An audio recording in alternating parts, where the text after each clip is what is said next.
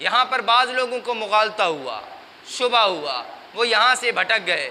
انہوں نے دعویٰ کر دیا کہ دیکھیں نبوت سے اعلیٰ مقام امامت کا ہے،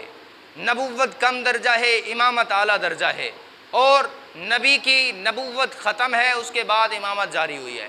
لیکن ہم مسلمانوں کا عقیدہ یہ ہے ما کان محمد ابا احد من رجالکم ولکن رسول اللہ و خاتم النبیین، کہ محمد الرسول اللہ صلی اللہ علیہ وسلم آخری پیغمبر ہیں، آخری نبی ہیں، ان پہ نبوت ختم ہے، اب قیامت کی صبح تک کوئی بھی نبی نہیں آ سکتا۔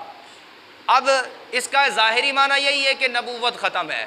لیکن اس کی گہرائی میں جائیں تو جس طرح نبوت ختم ہے، نبوت کے لوازمات بھی ختم ہیں۔ لوازمات کیا ہیں؟ کہ اب قیامت کی صبح تک وحی نہیں اترنی، اب قیامت کی صبح تک کوئی معصوم پیدا نہیں ہونا، اب قیامت کی صبح تک کوئی صاحب کتاب نہیں ہوگا، آسمانی کتاب کسی پہ نازل نہیں ہوگی، آسمانی حکم کسی پہ نازل نہیں ہوگا، اب قیامت کی صبح تک نبی کی طرح کوئی واجب الاطاعت، کوئی مفترض الطاعت پیدا نہیں ہوگا۔ یہ مسلمانوں کا عقیدہ اور نظریہ ہے۔ لیکن بعض لوگ بھٹک گئے، انہوں نے کہا کہ نبوت کے بعد امامت ہے، اور پھر جو امام ہوگا وہ معصوم بھی ہوگا، وہ واجب الاطاعت بھی ہوگا، اس پر فرشتوں کا نزول بھی ہوگا، اس پر وحی بھی اترے گی۔ تو یاد رکھیں اگر کوئی آ کر یہ دعویٰ کرے کہ میں نبی ہوں، مسلمہ کذاب آیا تب بھی کافر،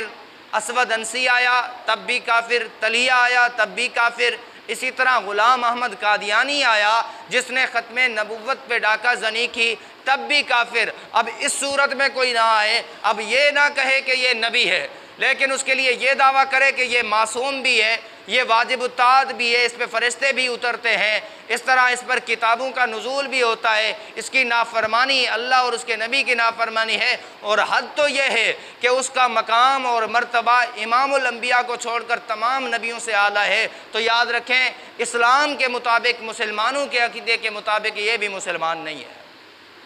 رب العالمین نے یہاں پر جو حضرت ابراہیم علیہ السلام کو فرمایا قال انی جاعلک للناس اماما، اس کا مفہوم مطلب یہ ہے کہ اے ابراہیم پیغمبر، ہم آپ کی اولاد میں آپ کو امام بناتے ہیں ان شخصیات کا جن کو اللہ رب العالمین نبوت عطا کریں گے۔ حضرت ابراہیم علیہ السلام نے کہا قال ومن ذریتی، اللہ میرے اس امتحانات کے نتیجے میں آپ نے مجھے امام تو بنایا ہے، لیکن اسی نبوت کو، اسی سلسلے کو میری اولاد میں رکھنا۔ تو حضرت ابراہیم علیہ السلام کو اللہ رب العالمین نے فرمایا لا ینال عہد الظالمین، کہ آپ کی اولاد میں نبی ہوں گے۔